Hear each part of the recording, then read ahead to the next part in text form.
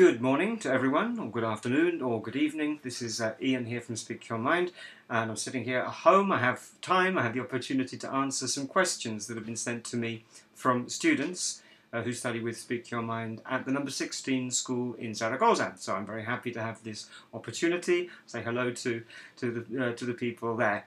Now, the first question we have is a question I'm sure everyone would like to know the answer to.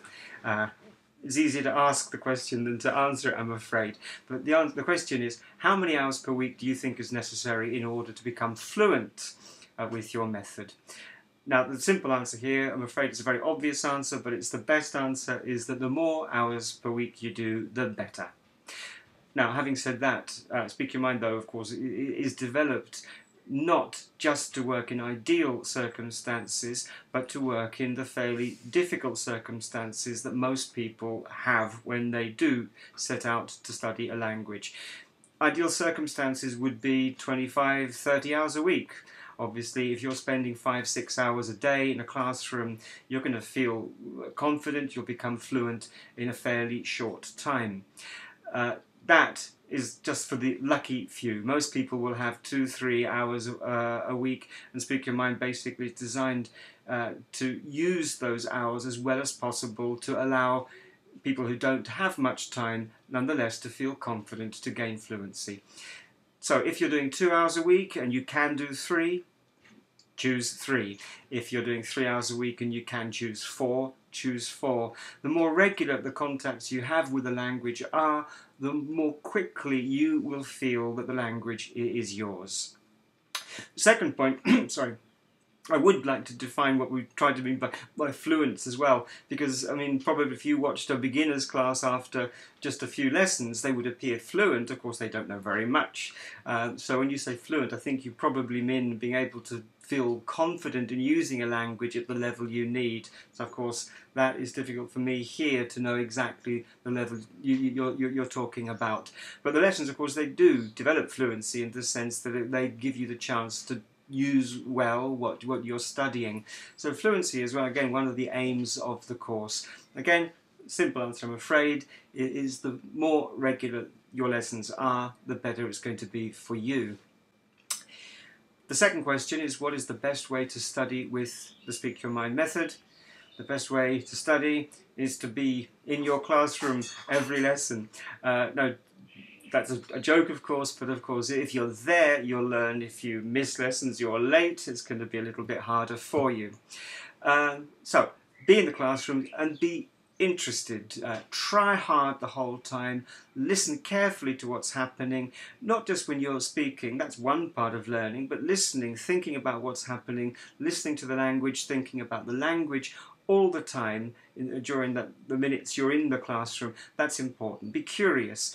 Listen to what other students are saying and compare that with what you would say. Listen to their pronunciation and think the whole time. So if your mind is active in the lesson and you're constantly checking things out, you're constantly comparing with what you're hearing with what you are thinking, that's important, to be active throughout the lesson and to try hard. If you want to do well, if you try your best, that's the most important thing, really, to take with you into the classroom. What you do in the classroom is important. What you do outside the classroom, of course, will count. I said to the previous question, the idea of the method itself is to work well in situations that are not ideal, where people have little time. If you have little time, try to devote some of that little time to English.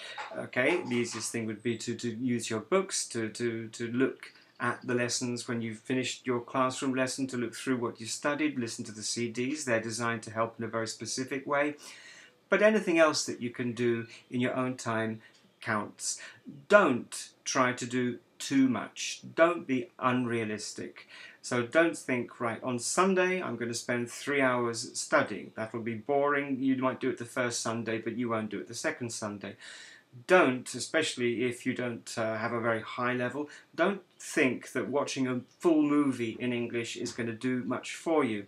All it will do is probably demotivate you. Watching a film in English is one of the most difficult things you could possibly do. So please don't follow the kind of recommendation that many teachers perhaps give you and say, go and watch films in English. Okay, if you're very patient and you expect to sit through months and months and months and months of watching films and understanding very little, it's probably not the best thing for you. So find short things. Find things on the internet, for example, little clips of comedy shows or documentaries, 5-10 minutes at a time, but things that interest you and things that are not unrealistically long or unrealistically difficult. Whatever you do in English is going to help. Set yourself a reasonable target, and this is again outside the classroom and inside the classroom. Don't lose patience. Give yourself a good time scale. Aim to improve within 6 months, 3 months, 12 months. Don't think that you're going to have results immediately. If you're using English for holidays, for example, and you've just come back from a trip abroad, imagine what you would like to be able to do in your holiday a year from now. A year is not a long time. I mean, a lot of people spend years doing nothing at all. So a year doing an English course, well, that's not a lot of time at all. But think how you'd like to be 6 months from now, 12 months from now. So realistic targets and realistic tasks that you set yourself outside the classroom, and above all, active in class, curious in class, attentive in class, and try hard.